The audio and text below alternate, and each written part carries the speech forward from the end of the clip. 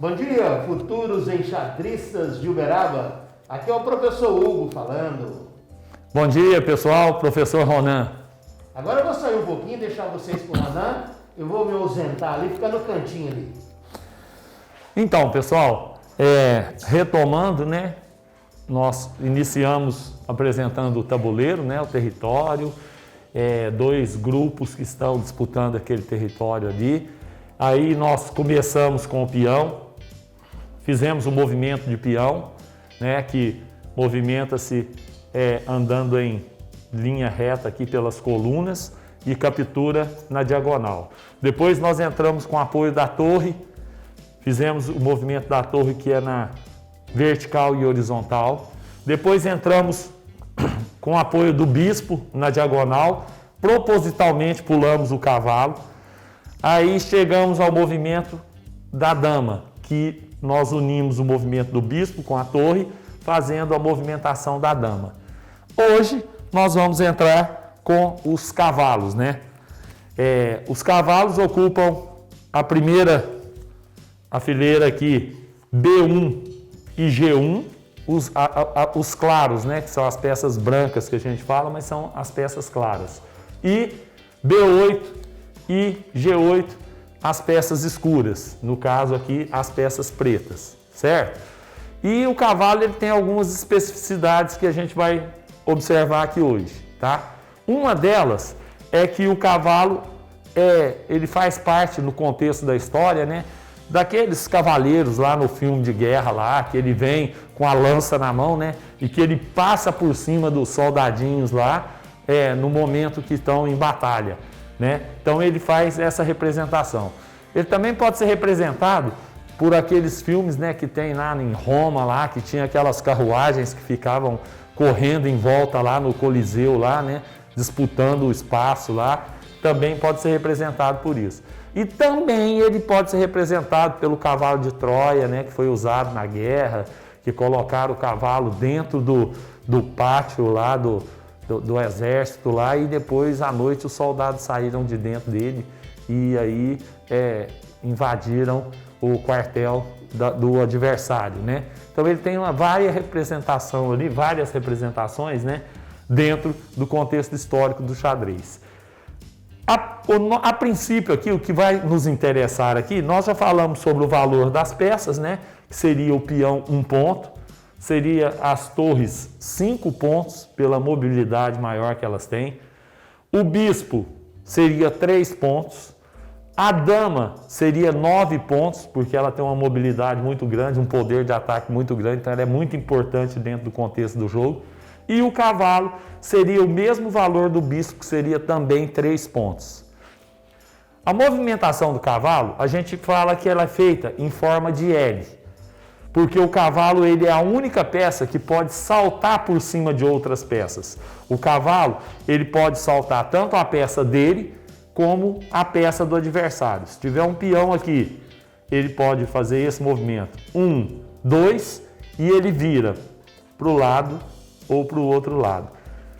Ele faz um movimento em L, mas veja bem, o L não necessariamente a letra L no formato tradicional dela.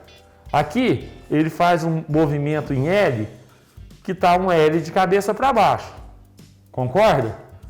Mas ele também pode fazer aqui 1, 2 e virar, que é um L deitado, com as pernas para cima. Esse L aqui está no sentido de fazer um abdominal, tá? Mas ele também pode fazer 1, 2 e vira, que seria um movimento de L como se estivesse fazendo uma flexão de braço. A letra L deitada. Então, o formato da letra L, em qualquer sentido, em qualquer direção, seria o movimento que o cavalo tem a possibilidade de fazer. Esse cavalo, ele é muito importante no jogo. Só que ele só captura a peça quando ele termina o movimento na casa ocupada por aquela peça. Então, uma peça dessa forma aqui.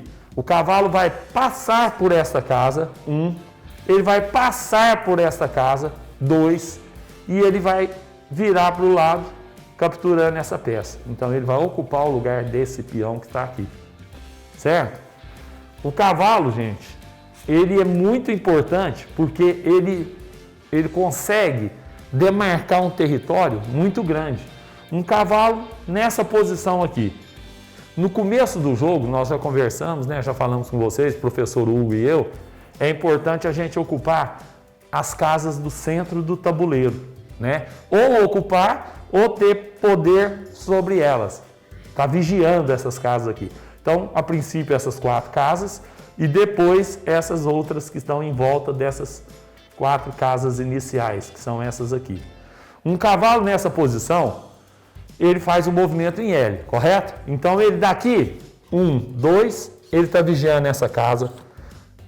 1, 2, ele está vigiando essa casa, tá? 1, 2, ele está vigiando essa casa. 1, 2, ele está vigiando essa casa, certo? Ele consegue vigiar uma série de casas ao mesmo tempo, 8 casas ao todo, tá? Ele tem o poder de, daqui ele consegue chegar a 8 casas.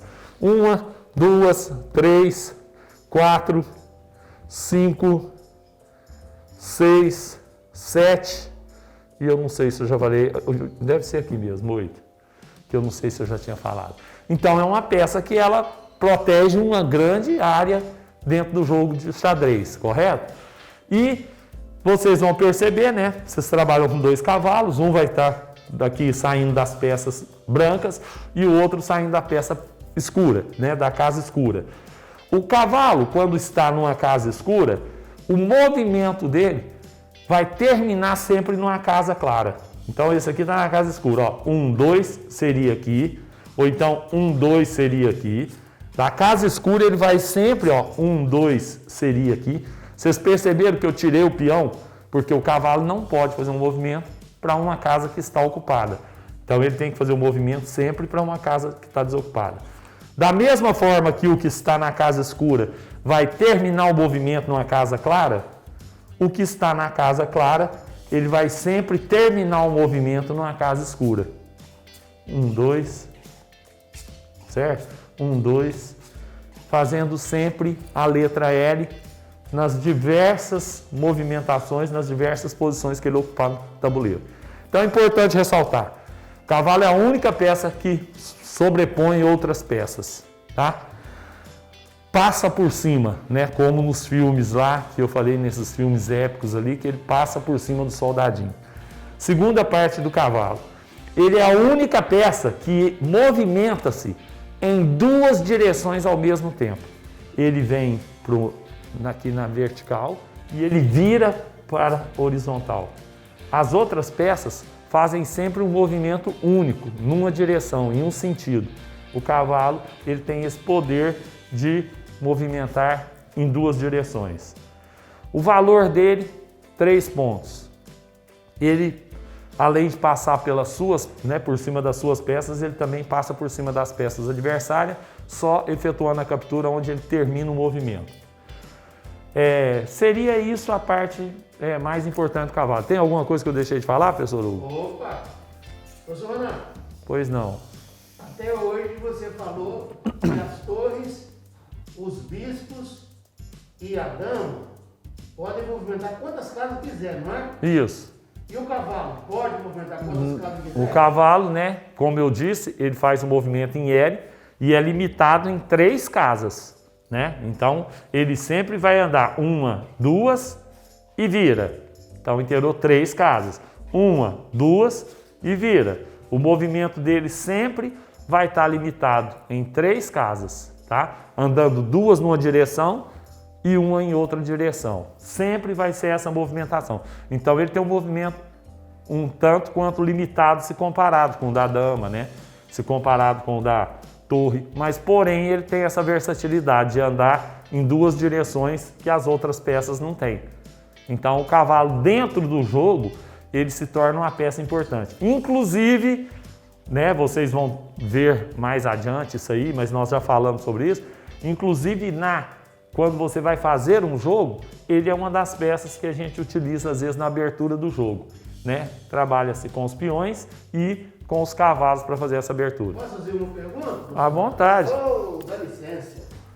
Se eu tiver com um cavalinho meu aqui, ó, aqui, né? Certo. e eu vou andar assim, 1, 2, vira, eu vou capturar tudo isso? Não, aquilo que nós falamos, né? Só faz a captura aonde termina o movimento. Tá certo? Então, ele vai passar por cima da primeira peça. Casa. É sempre na terceira casa onde ele encerra o movimento. Esse cavalo, entendi. aqui 1, 2, ele pode capturar o cavalo ou ele pode capturar a dama. Ele só onde encerra o movimento é que ele efetua a captura, ok? O Bruno estava achando que capturava tudo. Não, ele não vai sair aqui, isso aqui não vai sair pegando todas as peças não. Aqui ele só utilizou essa casa para chegar na casa final onde ele encerra o movimento e ele efetua a captura, certo?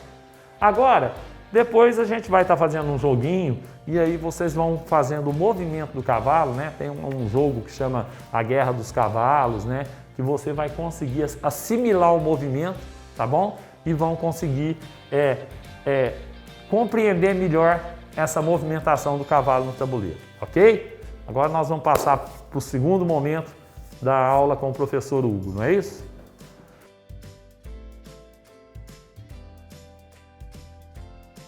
Pessoal, hoje nós vamos dar um tempinho na parte de exercício de checkmate. Por quê? Porque na aula passada surgiu uma dúvida, surgiu uma palavra nova, que foi afogamento. Eu falei, aqui ficaria em afogamento. Mas nós não tínhamos falado nisso antes, não é verdade?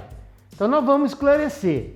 São 3 coisas que vocês precisam saber, depois coloca o rei no tabuleiro, que é o cheque, é o checkmate e o afogamento. É outra forma de uma partida acabar. É quando afoga o rei. Mas quando que isso acontece? Vamos lá. Professor Renan, quando a gente ensina os meninos as batalhas, o que tem que acontecer? Eles ficam capturando, não é? Isso. E eles ficam com uma gula, uma fome de capturar. Aí, quando a gente coloca o rei, eles acham que tem que ficar capturando tudo quanto é coisa, né? E nesse caso aqui, olha só para você ver, se as brancas vierem aqui, ó, com a dama e capturar esse peão, ele fala, puxa vida, agora o rei não tem saída. Não tem mesmo, não. Só que o jogo acaba e é empate. Por que empate? Porque o rei não está atacado e ele não tem para onde ir. Então, olha só. Cheque é quando você ataca o rei. Checkmate é quando você ataca o rei e ele não tem saída.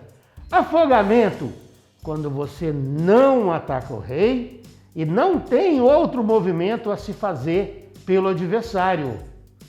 É isso que é um afogamento. Por exemplo, se no lugar de capturar aquele peão, as brancas pegarem a torre e colocar aqui, aí eu vou colocar aqui que depois eu capturo o peão. O que seria aqui nesse caso, meu amigo Bruno? O que seria nesse caso? Você que está em casa, você que vai assistir essa aula no YouTube, dá uma pausa no vídeo no YouTube e pensa se isso aqui, o que é? É um cheque? É um checkmate? Ou um afogamento? Tchan, tchan, tchan, tchan. Aí o Alex vai dar aquela pausa bonita, né? Beleza, tal.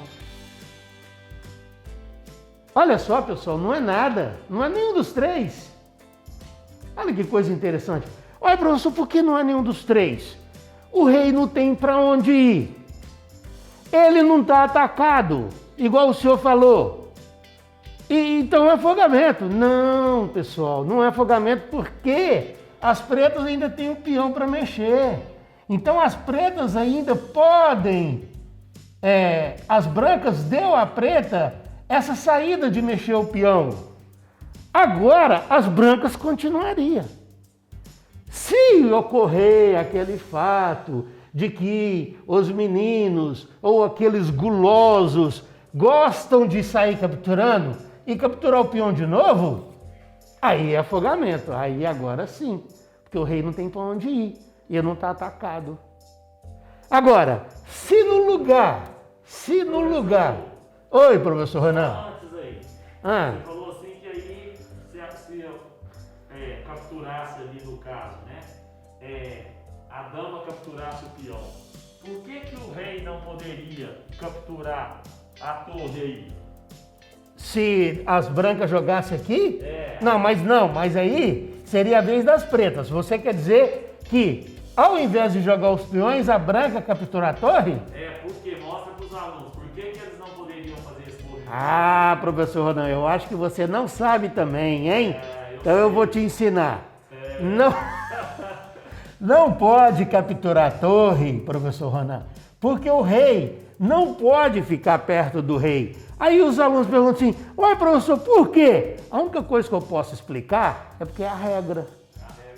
A regra do jogo diz que o rei não pode ficar perto do outro rei. Ele tem sempre que manter uma casa de distância. Eles são iguais, dois ímãs de polos iguais. Eles se repelem, eles não se aproximam. Sempre um tem que ficar longe um do outro. Por isso que o rei não pode capturar essa torre aqui. Aí então a única jogada das pretas seria sair com esse peão. Agora, se as brancas tomam o peão, é afogamento. Agora olha só o que as brancas poderiam fazer. Checkmate. Atacou o rei. O rei não pode vir para cá por causa do cavalo. Não pode capturar a torre por causa do outro rei. Não pode vir para cá por causa da torre e do outro rei. Se as brancas também pegassem a dama e viessem na diagonal com o bispo, checkmate. Aí é checkmate. Aí, pessoal, é o seguinte, quando as crianças, ou qualquer um, até adulto, aprende a jogar e a gente coloca o rei, como ele tem aquelas manias de batalha dos peões que tem que capturar tudo, ele sai capturando, ele não quer nem saber. Mas quando coloca o rei, pessoal, presta atenção, você tem que sempre pensar no principal. Qual que é o principal? O principal é atacar o rei. Então, pessoal, se no final de jogo você vê que você está com a maioria das peças, que seu adversário tem somente o rei e poucas peças, com poucas possibilidades, então ataca o rei, ataca o rei, ataca o rei, ataca o rei. Não fica só cercando, capturando, porque senão você vai dar ao seu adversário a oportunidade do empate. Olha só, o professor Ronan já falou o valor das peças. Olha quantos pontos que a preta tem. 1, 2. Considerando que o valor do rei é infinito, ele vale a vida, ele vale o jogo. Então, o valor do rei é imensurável. Então, vamos esquecer o rei.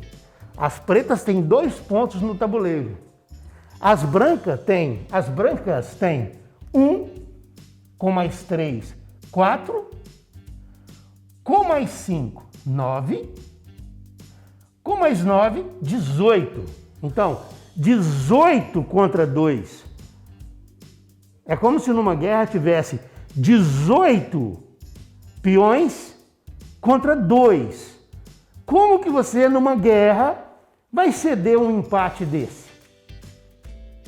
Então, é por isso que vocês devem, sempre no final de jogo, existe uma velha máxima aí no xadrez, que eles falam assim, dá cheque, dá cheque, dá cheque, dá cheque, uma hora vai ser mate. Então é isso. Se você não sabe dar o checkmate, vai dando cheque, não deixa de dar cheque. Ou seja, ataca o rei, ataca o rei, ataca o rei, uma hora você ganha. Então era esse o recado de hoje. Então, pessoal, fica aqui a dica do dia, né? Não é dica, tá?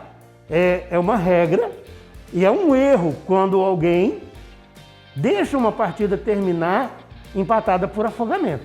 Na realidade é um erro. E a partir da próxima aula, né, nós vamos chegar no rei entrando no tabuleiro. E aí, como nós já falamos nas aulas anteriores, quando o rei entra no tabuleiro, nós vamos começar a jogar uma partida de xadrez. Até então, nós estamos jogando a Guerra dos Peões com o apoio das demais peças. A partir da nossa próxima aula, o rei entra no tabuleiro e aí nós vamos começar a jogar xadrez verdadeiramente, ok? Abraço. Um abraço, com Deus.